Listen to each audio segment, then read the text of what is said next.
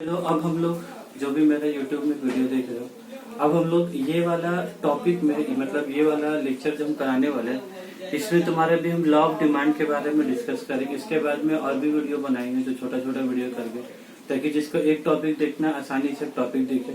तो अभी हम पहले एक बात बोलेंगे कि ये जो हम बोर्ड में तुम लोग के लिए लिखा के रखा है, उसको पहले एक बार मेरे वीडियो देखने से पहले जो भी देखे यूट्यूब में, पहले एक बार उसको वीडियो उतार लोगे। तो एक बार हम कैमरामैन एक बार खाली इसको पॉज करके एक बार इसको ठीक से खाली दिखा दो एक बार, ताकि जो बच्चा लोग वो पॉज करके एक बार देख के लिखिए।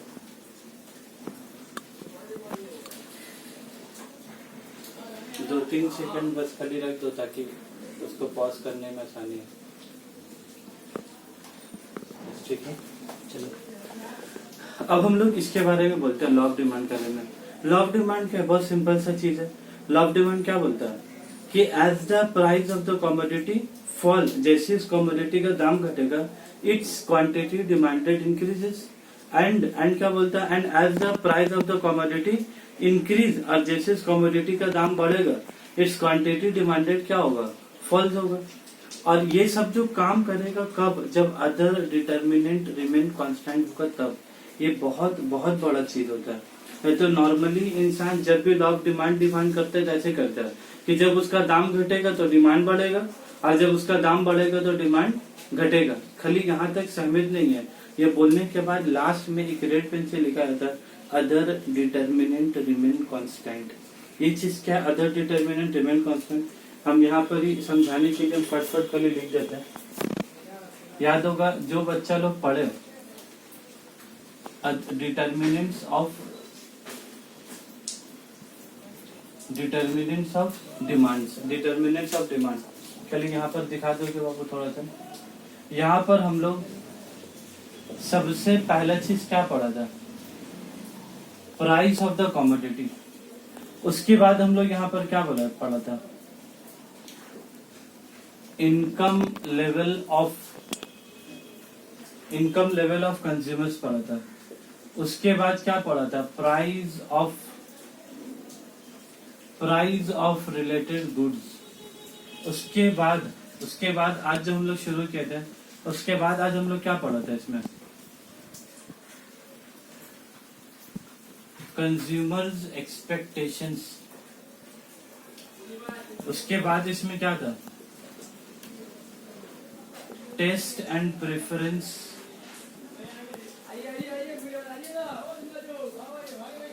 Test and preference of consumer. उसके बाद इसमें क्या था, गवर्नमेंट पॉलिसी। ये बहुत सारा बात हम छेड़ो लिखा इसमें। ये क्या था इसमें कि ये जो डिटर्मिनेंट्स ऑफ डिमांड था, इसमें क्या बोला था कि डिमांड क्या सिर्फ प्राइस के ऊपर डिपेंड कर रहा है, कि मेरा डिमांड कमोडिटी का डिमांड उसके मतलब इनकम लेवल कंज्यूमर के इनकम के ऊपर में, प्राइस ऑफ रिलेटेड गुड्स के ऊपर में, कभी कभी कंज्यूमर के एक्सपेक्टेशन, उसका test and preferences, government policy. अब तुम एक बात बोलोगे, मान लो suppose price of the commodity suppose पहले कितना रुपए था, 10 रुपया था। सपोज कितना था पहले, 10 रुपया, और उसका क्वांटिटी कितना डिमांड हो रहा है, सपोज कितना करें हम लोग, 1000 यूनिट। अब लॉ ऑफ डिमांड क्या कहता है कि जैसे इसका दाम घट के 10 से 8 रुपया हो जाएगा, तो इसका क्वांटिटी बढ़ के तुम्हारे कितना हो जाएगा, 1200। ये कहता है लॉ ऑफ डिमांड कि as the price of the commodity decreases, its quantity demanded increases. लेकिन एक बात सोचो, जब तुम्हारा यहाँ पर ही 10 रुपया करके था, तुम्हारे पास इनकम कितना गया, 10 रुपए इंटू 1000 यूनिट कितना गया, 10,000 रुपया। तभी नफा, जब तुम्हारा इनकम 10,000 रुपया था, तभी ने तुम 10 रुपया करके जब को कमोडिटी था, तब तुम उसको कितना मिल गया, 1000 यूनिट खरीदा। लेकिन तुम एक बात बोलो, जब इसका दाम घट के 8 रुपया हो गया, तुम्हारा अभी इनकम तुम्हारा यहाँ पर अभी इनकम तुम्हारा कितना था, 10,000 रुपया। तो तुम आराम से खरीद ले रहे थे 10 रुपया करके 10,000 1,000 यूनिट। लेकिन यदि तुम्हारा दाम घटा 10 से 8 रुपया हुआ, लेकिन तुम्हारे साथ ऐसा भी हो गया, तुम्हारा इनकम घट के कितना हो गया, 8,000 रुपया हो गया।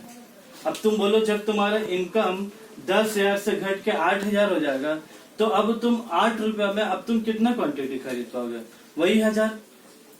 यहाँ पर क्या कर रहे हैं, जब 10 से 8 रुपया हो रहा है, तो तुम कितना खरीद पा रहे? 1200। वहां उसका कहना है कि तुम्हारे इनकम अभी भी कितना है? वही 10,000 इनकम है, लेकिन तुम्हारे इनकम अगर 8,000 रुपया हो जाएगा तो तब फिर तुम 1000 पॉइंट तब फिर तुम 1200 खरीदोगे कि 1000 खरीदोगे? फिर 1000 इंटू 8 कितना हो गया? 8000।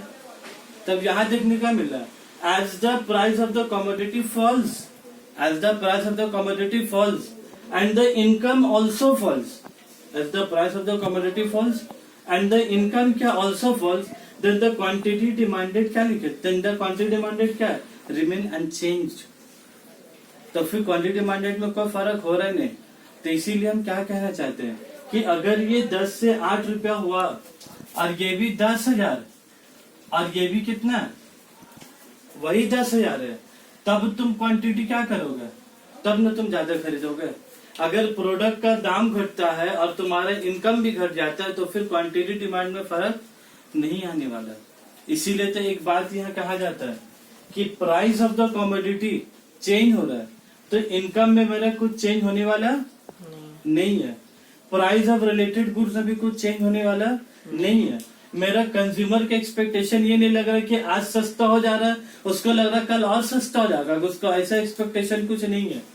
फिर गवर्नमेंट पॉलिसी, सरकार अपना टैक्सेस में भी पॉलिसी कुछ चेंज करने वाली नहीं है। मान लो हम घटा के 8 रुपए किया और सरकार उसमें क्या किया? सेल टैक्स, जीएसटी का सब बढ़ा दिया, तो तुम्हारा प्रोडक्ट का दाम 8 रुपया तुम तो घटा दे 8 रुपया, लेकिन टैक्स लगा देने के कारण से फिर से कितना हो गया? 10 रुपया हो गया।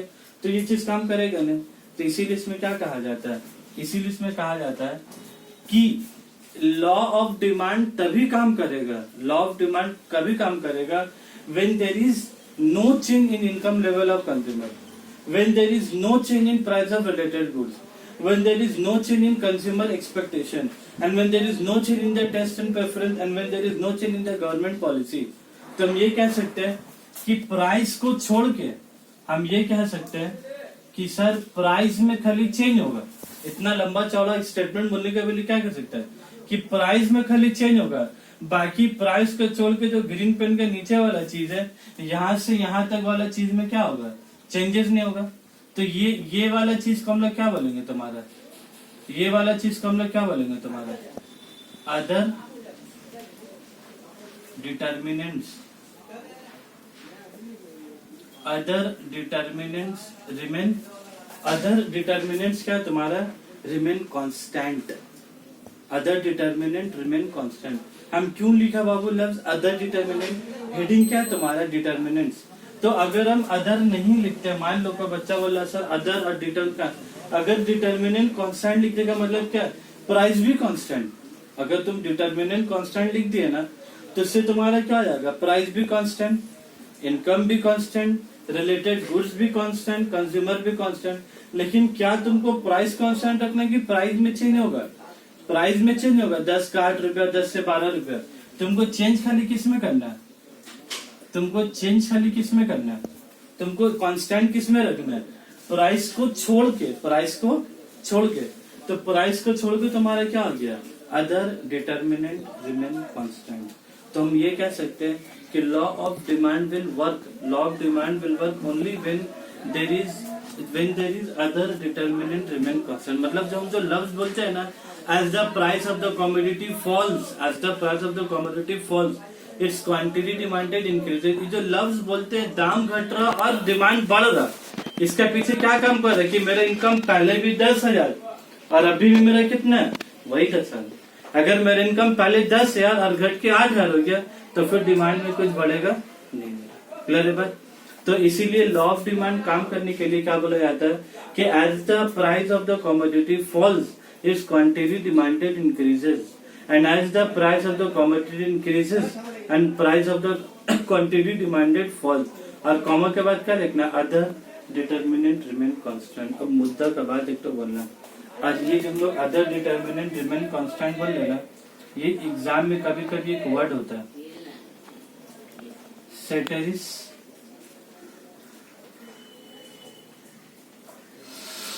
सेटेरिस पैरिबस। ये एक वर्ड होता है एग्जाम में कभी कभी आता है। What do you mean by ceteris paribus? What do you mean by ceteris? ये बहुत एग्जाम का बड़ा गजब क्वेश्चन है। सेटेरिस पैरिबस के मतलब क्या होता है? Other determinant remain constant. ये होते हैं सेटेरिस पैरिबस। तो सेटेरिस पैरिबस का एक हाईफाई वर्ड हो गया और ये इसका क्या आसान लफ्जों में हम ग्रीन पेन से लिख दिए। ये सेटेरिस पैरिबस क्या हो गया वो अदर डिटर्मिनेंट रिमेन कांस्टेंट। तो मतलब लॉ ऑफ डिमांड तभी काम करेगा जब अदर डिटर्मिनेंट कांस्टेंट होगा तभी। तो हम ये समझा दिए और इसके पीछे हम एजम्पशन पे भी बात किया है कि लॉ ऑफ डिमांड कैसे काम करेगी। ये अज्यूम्ड है कि इनकम में कुछ चेंजेस नहीं आएगा, साइज एंड पॉपुलेशन में कुछ चेंजेस नहीं आएगा, टेस्ट एंड प्रेफरेंसेस में कुछ चेंजेस नहीं आएगा। तो सारी बात जो भी हम समझाया ये हम लिख के रखा ताकि इसको तुमको एग्जाम में लिखने में आसानी होगा। अब देखो हम क्या लिखा इस पहले क्या लिखा है स्टेटमेंट ऑफ द लॉ और सेकंड वाले में क्या लिखा है एजम्पशंस ऑफ लॉ। तब खाली इसको जूम करके दिखाओगे आपको ये वाला पोर्शन को। The law of demand states that the quantity demanded of a commodity, the quantity demanded of a commodity क्या लिखा है the quantity demanded of a commodity increases when its price क्या falls and decreases when its price rise. और जब उसका दाम बढ़ जाएगा, पॉज करो, ठीक है हम लोग समझा चुके हैं। अब हम इसको रीडिंग करने के लिए जाके इसको स्टेटमेंट्स ऑफ लॉ क्या पढ़ा चुके हैं। इसमें खाली लास्ट बस क्या बोलना बाकी, ये जो काम करेगा बाबू कब, यही तुम्हारा क्या है